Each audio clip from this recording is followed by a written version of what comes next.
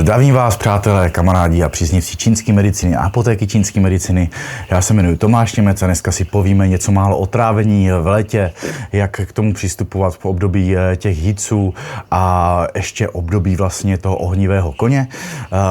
Za těch svých 17 let praxe, tak samozřejmě těch pacientů člověk jako potkal hodně s problémama toho trávení, který jsou umocněný třeba ještě v období toho začátku léta, kdy ještě jako tam není úplně ten plný jank, ale teď se nám k tomu přidává ještě rok toho ohnivého koně, takže ten jank je takový zdablovaný a my bychom tam měli dávat pozor na orgány, které s tím trávením souvisí, což je hodně teda slezina, hodně žaludek, srdíčko na jeden orgán ovlivňuje druhý, to je jako jasný, je to spolu takový hezky propojený z pohledu té čínské medicíny, takže pojďme se na to podívat. My bychom měli přijímat, říkáme tomu čistáči, ať už z toho vzduchu, což taky není někdy úplně ono, tak z té potravy. Dá se říct, že prostě tuto svíčkou od bábičky pak transformuje ta slezina v tu energii, kterou pak předává dál pro ty orgány a tak, aby tam řádně proudila ta či a krev a tady tyhle ty věci a souvisí s tím ještě samozřejmě žaludek, tlustý, tenký střevo a tak dál, kde pak je někdy v tom létě, který teďka máme, problém trošičku s tou horkostí. Jo, takovej častý neduch, nebo ani ne neduch, ale častý takový návyk, teďka hodně jsou ty grilovačky a kdo by si občas nedal. Já říkám vždycky, že nemám úplně rád ty fanatický styly, takže ani jenom zrní, ani jenom párek, prostě když si to dám si to s chutí a nesmím zrovna mít problémy s tím žaludkem a tak dál. Zkrátka, jak ta tepelná úprava, ať už pečení, smažení, grilování, tak tam nese ten oheň sebou další. Jo, a když už máme ten oheň v té přemíře nebo horkost třeba toho žaludku, no tak ta horkost stoupá, je to třeba problém typicky třeba refluxu, jícnu, tak samozřejmě ta horkost toho žaludku a pak může otravovat i třeba srdce, jako císaře pro emoce a tak dále. Ta horkost to tam obtěžuje, kde nás to pak může budit. Máme ty plnosti, ten pocit plnosti je tam poměrně dost častý, protože ta nadmíra ty horkosti, tyhle ty orgány vlastně vyčerpává, protože nestíhají vlastně správně transformovat. Jo? Ono je i velký rozdíl, co taky grillujeme i na tom, jako jak je to těžký, ta potrava, to znamená velký rozdíl, jestli si dám steak, ne, že by byl špatný, anebo jestli dám třeba pstruha. Jo, přece jen ty ryby jsou menší zlo, nebo nějaký krutí maso, asi jo, ale chápu, že občas prostě ty grilovačky milujeme a občas si to tam dáme, takže pro zdravý obraz pacienta občas, že to nejím prostě každý den, to je jak kdybych každý den jedl klobásy, no tak to nebude úplně ono, a když si dám prostě jednou za čas na čarotky, budiš, ale nesmíme to tam dávat v té přemíře. Ta transformace, ta slezina má na starosti zadržovací funkci. Jo, to znamená tu nasávací, to je souvislost třeba s nějakýma prolapsama, ať už třeba výřez plotínky, hemeroid, nějaký problémy kýly a podobně, tak tady to s ní taky souvisí a pak ještě slezina a ledviny jsou jako takový párový orgán a v ledvinách je hodně taková ta vitalita, ta vrozená esence od těch rodičů, ta juanči a samozřejmě pak ještě z toho býváme unavený, no, když se přejíme a je tam ta plnost. Vždycky Číňani říkali, že jako ideální nejíst po té 6. To platí i pro ty refluxy, jo, kde pak, když si neudělám ten kompost v tom břiše, no tak nemá co stoupat, tak ta natrávení nahoru úplně nepůjde. Takže u třeba toho refluxu jícnu, na který bych se teďka třeba rád zaměřil, tak samozřejmě tohleto je problém a neměli bychom tam rvat úplně moc ty horké potraviny a koření. To znamená takový to chili, kari, kurkuma, skořice, zázvor tam může vadit. Někdo i mlékomléční výrobky, samozřejmě, když mám intoleranci jak na kravskou bílkovinu, jak na laktózu, tak je lepší to vynechat, ale dneska jsou spousta náhražek, které jsou docela i pitný, takže se to dá. S tou nadmírou toho grilování je tam zkrátka problém tím, že to tam nese ten oheň. Když to bude zelenina, zase je to lepší, ale ta teplná úprava vaření, dušení na páře, blanžírovaný, jako zase neříkám, že musíte vysadit úplně maso nebo že nemůžeme si ho grilovat, ale s tím rozumem a s tou mírou. Jo, že opravdu, když zase zachladit žaludek, že budu jíst jenom saláty, je taky špatně. Jo, takže opravdu dbát na obraz toho pacienta, jaký jsme typ, co tam potřebujeme, a taky i to roční období, kdy teďka, když to tam nese příliš toho yangu, tak ve chvíli už jsem něco nezvládl a ty trávicí problémy mám, tak to tam nesmím zvolit nevhodnou stravou. Samozřejmě všecko vám můžu přerazit pilulema, existují předpisy jako šugantan, hostina 5 chutí, hericium, třeba z hub, korálové cižatý, nádherná houba pro žaludek i mozek. Dá se tam určitě použít toto, ale už je to známka toho, že jsem něco nevychytal, když už tyhle ty problémy začnou, třeba toho refluxu. U toho refluxu vždycky doporučuji i jako správnou anatomii, na co si strašně jako zapomíná, to, jak bychom měli vlastně spát, protože často ten reflux nebo ta zbouřená či toho žaludku, tak ta natrávenina pak stoupá nahoru do toho jícnu. My máme vlastně sternum, pod tím ten jícen a tady vlastně pak to hoří, že jo. Nefunguje potovara ta záklopka. Anatomicky ten žaludek je více tady. Jo, to znamená, ve chvíli, kdy si vlastně půjdu spát a lehnu si na pravej bok, no tak fyzika funguje ku podivu i v čínské medicíně, tak to tam poteče z kopce, ta natrávenina a bude to hořet víc. Když někdo doporučuje si lehnout na záda a podložit si hodně hlavu, no to je sice taky fajn, protože ten žaludek bude níž, nicméně zase si dělám křivicu, že si kazím ty záda, stačí, že čumíme zahlídat na telefon. Jo, takže určitě by tam bylo dobrý spíš spát na tom levým boku, protože ten žaludek zkrátka bude níž jak ten jícen, jo, to je zcela naprosto logický. A do kopca to nepoteče, žaludek není ku podivu kompresor, takže tam jako takovýhle tlak není a taky si to tam spravíme. A mnohdy se takhle můžeme zbavit těch léků, jako jsou ty, co končí na ty OL a tak dál, tak nebudem říkat který, ale často se to píše a oni třeba dělají pak stučnělý játra, tady ty léky a tak dál. A já, když ty lidi, to se pak za mnou stavte, to nejsem úplně schopen předat, tak třeba cvičejí takový pěkný cvičo a brániční dýchání, tak kolikrát opravdu do toho půl roku, když mě to cvičejí poctivě, tak jsou bez refluxu. A není tam problém s tou horkostí i bez mých léků. Jo, dá se to tam takhle použít a zůstanou třeba jenom na nějakých hořčinových odvarech, protože ty hořčiny pomáhají vyrovnat ten oheň a spouští dolů. To znamená třeba odvar harmonie žaludku je naprosto geniální pro refluxy, protože ty byliny jako je divizna, kopřiva, puškvorec, pampelíšky, to prostě spouští dolů. Něco si můžete i na to připravit, to je jasný. Huang či krásný prostě byliny, které tam pomáhají tím hořkým vlastně vyrovnávat tu povahu. Docela rád používám umeocet. Jeden čas ke mně chodí pořád. Celý nějaký včelařský družstvo Vysočiny, kde kluci už to byli starší pánové a samozřejmě u toho medování, když vytáčeli ten med, no tak mě pili slihovicu. A je to trošku tam problém, protože tam narvete ten yang do toho yangu, no tak jsme museli podřadit, protože já jsem věděl, že samozřejmě, kdybych jim zebral alkohol, tak to by je zabilo, tak holt mě pili drsoňa, nebudem říkat, co to je, musíte si vygooglit, kdo jste mladší a nevíte, co je drsoň.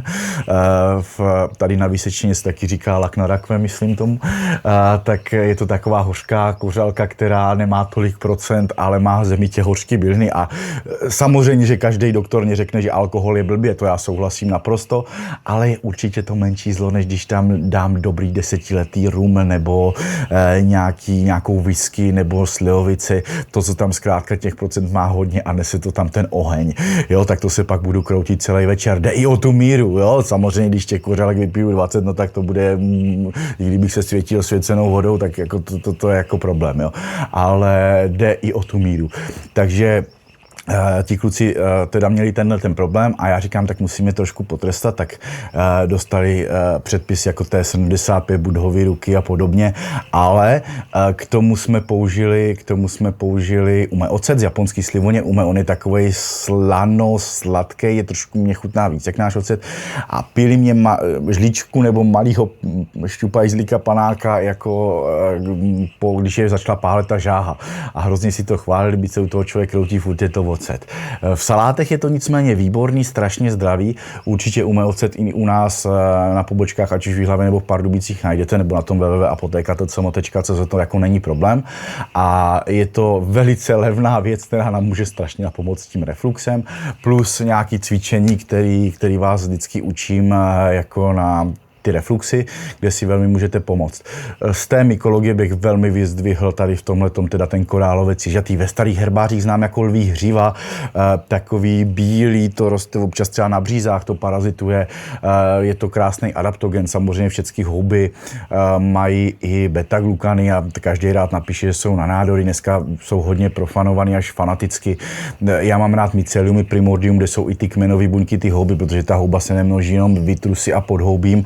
Ono často se, třeba mykologický pana profesora Amila, on vždycky říkal, bacha Tomáš, často se to šidí a fikne se jen ten klobouk s tou nohou, vytáhnou se ty sacharidy, polysacharidy, zařve se máme víc beta-glukanu, to je krásný, ale samozřejmě to, co vrůstá do toho špalku, to jsou jako malý houbičky, to je to mycelium, ten kmenový systém těch hub a do toho už musíte jít do toho špalku a vyděláte s tím samozřejmě daleko víc práce a samozřejmě se to hůř sbírá, ale jinak každá firma je nejlepší, co si budem. Takže je to těžké se v tom vyznat, takže klidně napište na tu facebookovou poradu nebo něco takového, tam už jsme schopni vás nějak navést, co tam bude dobrý, samozřejmě vidět pacienta a udělat řádnou anamnézu má vždycky svý, to mě nikdo nevymluví. Co se týče pak ještě toho alkoholu, dost vadí víno na reflux, protože je syřený, jsou stříkaný sudy, ty syřičitany tam taky prostě vadějí, je to prostě blbě to víno. Existuje ještě biodynamický víno, tak to samozřejmě pak je nestříkaný, ale to je flaška jak portskýho potom, takže je to dražší, ale dá se zvolit toto. Co se týče piva, samozřejmě u refluxu taky vadí, protože tam vadí ty sycený limonády a pivo bublinky má, ale asi je to menší zlo, jo, takže jo, dá se a zase jde o to množství, takový to naše hodně známý pivo, co je všude, takový to legendární, tak a dobrý, tak dokonce třeba staří doktoři doporučovali u žlučníků, protože je zásaditý. Takže i tohle to tam můžete jako zvolit, samozřejmě lepší ten alkohol omezit. Jo, to je jasný. Pozor, mám i pacienty, který mě to hasejí mlíkem, jo.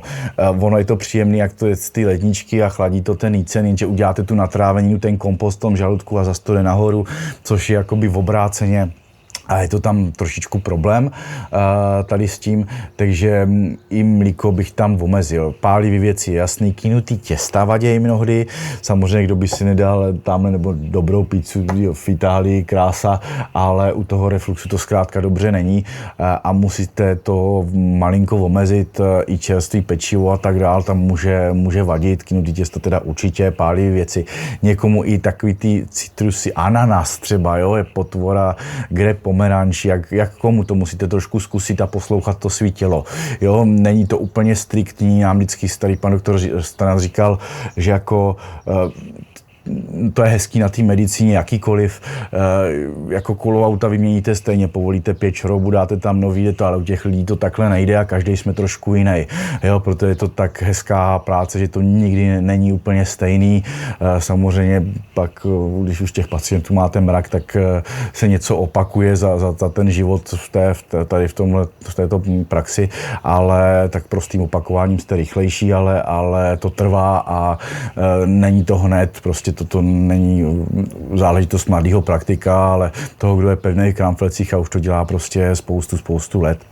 Takže na to se tam musíte taky brát dřetel, jo, že prostě ne vždycky online studium jako nahradí praxi nebo jako řádný studium na těch školách, které jsou už jako vyhlášený.